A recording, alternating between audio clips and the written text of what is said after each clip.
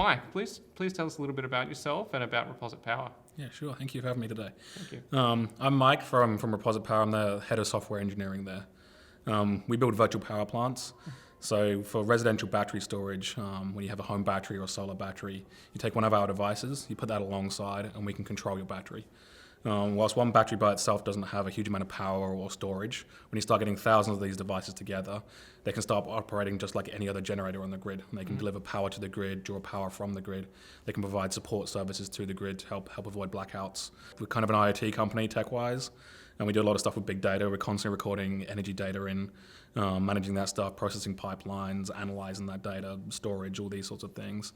And it just seemed that the big data offerings on Google Cloud were leaps and bounds ahead of the other providers. Bigtable attracted us to Google Cloud.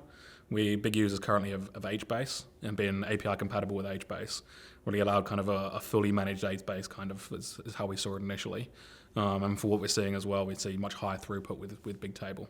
We do a lot of stream processing stuff, and at the moment not using a particular framework or pipeline, anything like that. It's a lot of custom stuff internally, and we want to move that towards open source projects and using those things. And the fact that GCP just has those ready to go, it's not a proprietary bit of software. There's loads of documentation, there's loads of libraries, there's loads of community around it.